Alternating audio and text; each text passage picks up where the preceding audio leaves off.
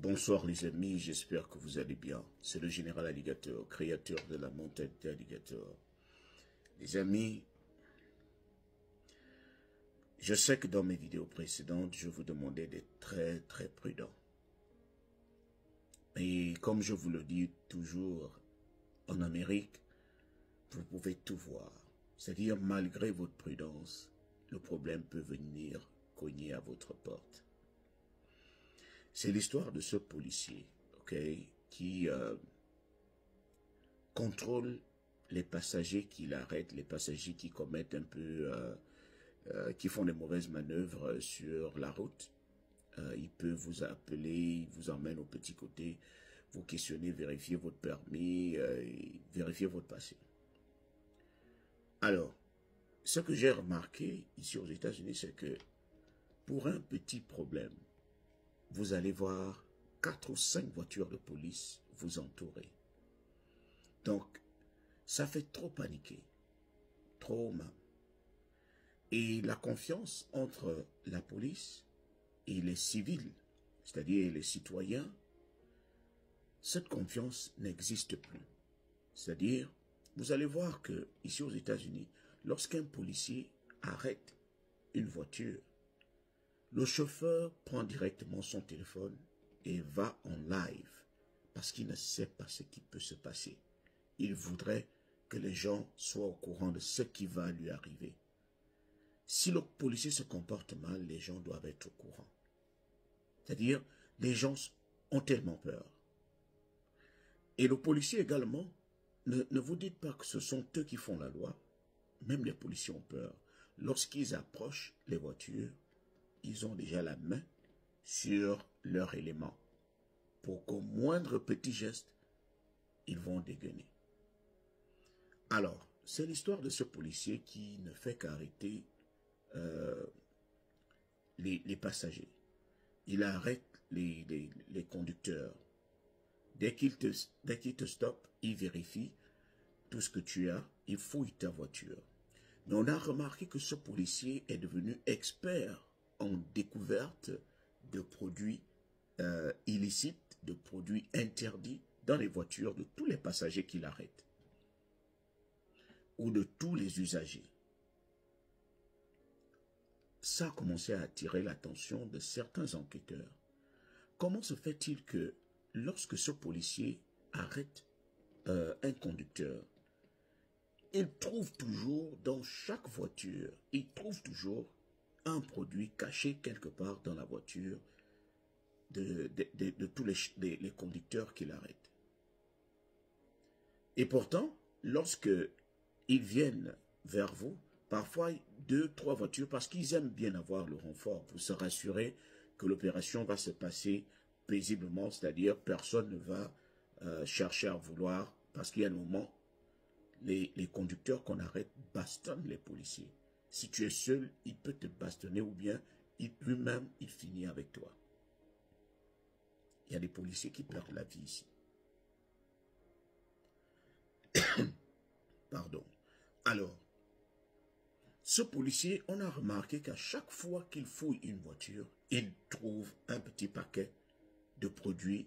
Je n'ai pas envie de prononcer le nom, mais un petit paquet, vous savez de quoi je parle. De produits de couleur blanche.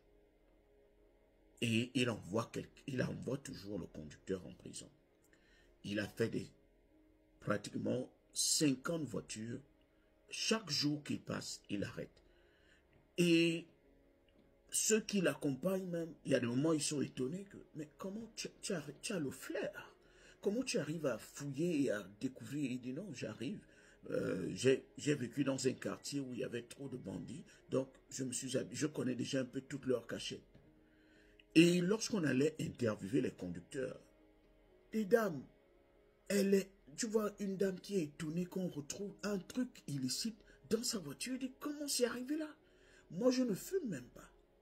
Je ne bois pas, je ne fume pas. Comment je vais aller prendre quelque chose de plus fort que la cigarette? Donc, même les conducteurs sont étonnés. Qu'est-ce qui se passe? Il a vu ça où? Et comme dans la vie, lorsque vous êtes trop bon, ça commence aussi à attirer l'attention des gens. Les gens veulent savoir pourquoi vous êtes trop bon. Comment vous faites pour être trop bon. Donc, cela a réveillé la curiosité d'un enquêteur qui a commencé à filer le policier. Vous savez, les policiers, lorsqu'ils viennent faire le contrôle, ils ont leur body camera, c'est-à-dire une caméra attachée au corps pour voir exactement tout ce qu'il va vous dire. Tout doit être enregistré. Alors, l'enquêteur commence à vérifier tous les body cameras, c'est-à-dire toutes les caméras que portait le même policier. Parce que lorsque c'est plein, on pose. Il commence à vérifier. Et il commence à remarquer qu'il y a certaines parties qui sont coupées. Mais cela n'attire pas trop son attention. Il dit, cela peut arriver. Que si tu bouges un peu, peut-être que la caméra peut aller off, tu remets. Mais il y a une vidéo qui attire son attention. Il voit, dans cette vidéo, il voit le policier aller derrière la voiture d'un conducteur en train de mettre les gants. Mais en mettant les gants, il voit que la main du policier est un peu coincée comme ça. Sa main est censée être comme ça, mais il voit que la main du policier est un peu coincée. Quand il regarde, il voit un petit paquet au bout des doigts, un petit paquet blanc, avant que lui, il ne mette les gants. Alors, lorsqu'il met les gants, il va dans la voiture et il enlève le produit et il ressort. Et il vient montrer au conducteur que voilà ce que j'ai trouvé dans ta voiture. Donc, lui-même, il avait des produits illicites chez lui. Il mettait ça dans son petit coffre, bien caché. Et lorsqu'il a envie, lorsqu'il vient vous contrôler, il part d'abord dans sa voiture, il prend le petit produit, il enfile les gants, et lorsqu'il rentre dans votre voiture, il enlève les gants, il enlève le produit, et il vient vous montrer que c'est vous qui l'aviez. C'est comme ça qu'on a attrapé le policier. On a revu tous les dossiers de toutes les personnes qu'il a envoyées en prison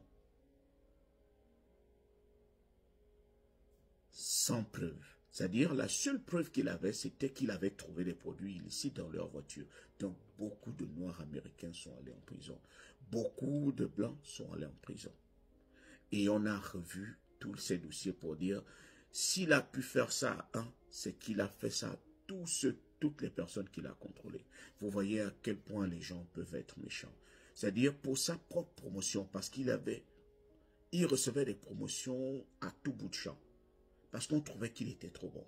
Et lorsqu'on avait un problème quelque part, on l'appelait pour que ce soit lui qui aille contrôler certaines voitures et il trouvait toujours les produits illicites. On le félicitait. Mais ce jour-là, il a été kangui. Toutes les personnes qui étaient allées en prison, même ceux qui étaient allés en prison pour de vrai, commençaient à réclamer leur innocence. Qu'est-ce qui me dit que c'est pas lui qui a mis ça dans ma poche? Qu'est-ce qui vous dit que c'est pas lui qui m'a fait inhaler ça? Donc chacun réclamait son innocence. Et il était tout à fait normal qu'on sorte toutes les personnes qui ont été emprisonnées à travers le canal de ce policier. Les amis, vraiment, on peut faire attention, mais à un moment, le problème vient vous cogner. Boum.